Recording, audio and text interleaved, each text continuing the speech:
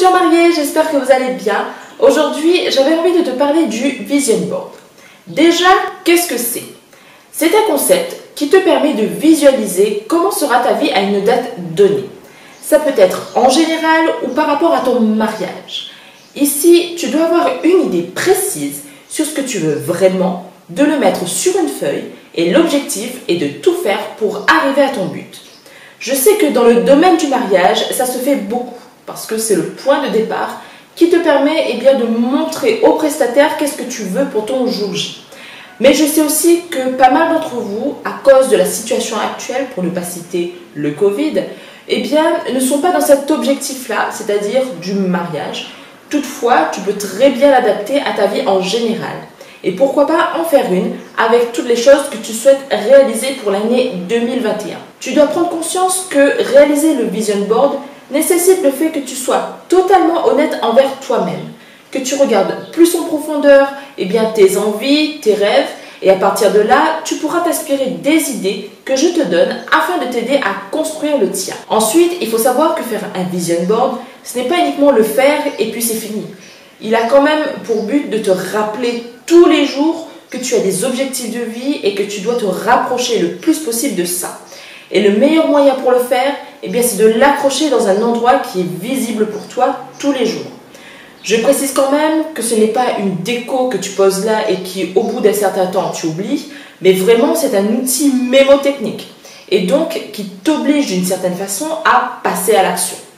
Tu as donc la possibilité de le faire soit sur une feuille blanche ou sur un tableau en liège, tant que tu peux le personnaliser. Après, deuxième truc, en termes de matériel, ce serait bien d'avoir des photos, des images, tu peux très bien avoir des feutres ou même de la matière type tissu, ruban ou autre, parce que c'est ce qui va te permettre de rendre ton tableau moins fade, afin d'attirer ton œil tous les jours pour te pousser à réaliser tes rêves.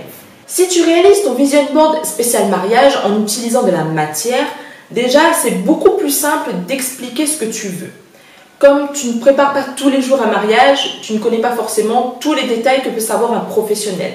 Comme par exemple les différentes nuances de plan que peut avoir une robe de mariée, ou même les différentes variétés de tissus que tu peux utiliser dans la déco de table. Et le fait d'avoir de la matière permet aux professionnels de mieux comprendre tes idées que tu as en tête. Troisièmement, il est important d'avoir différents types de catégories dans lesquelles tu pourras fixer un ou plusieurs objectifs. Ça peut être par domaine de vie ou carrément des objectifs que tu souhaites atteindre chaque mois. Au niveau du mariage, tu peux le faire par domaine comme tenue vestimentaire, décoration ou encore traiteur. Tu peux aussi le personnaliser de façon à ce qu'il devienne ton rétro-planning.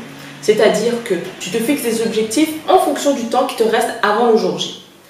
Moi perso, je préfère le faire pour chaque mois parce que ça me pousse à ne pas me dire « Oh mais j'ai le temps de le faire » parce que je sais que là, j'ai 30 jours pour accomplir une mission, un objectif et ça m'oblige à réaliser mon objectif dans un court délai. Et en même temps, je le fais par domaine que j'ai décomposé en 3 catégories.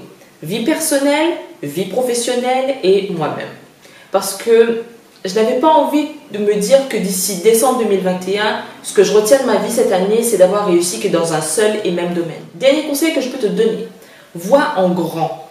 Quand tu réalises ton Vision Board, plus tu vas écrire petit ou d'une couleur assez neutre, tu auras tendance à minimiser les choses. Et plus c'est voyant, plus c'est écrit en gros avec des couleurs vives, ça va t'obliger inconsciemment à atteindre ton objectif parce que c'est un peu comme si tu n'avais pas le choix, que tu ne pouvais pas remettre à plus tard ce que tu vois en gros, ce qui est une évidence. Voilà, c'était mes conseils pour réaliser un bon Vision Board. Le mien, je l'ai réalisé dans mon classeur de My Agenda parce que c'est un outil que j'utilise tout le temps et je sais que je le verrai au moins plusieurs fois par jour. En attendant, je te fais d'énormes bisous et te dis à demain pour une nouvelle vidéo de notre calendrier de l'Avent.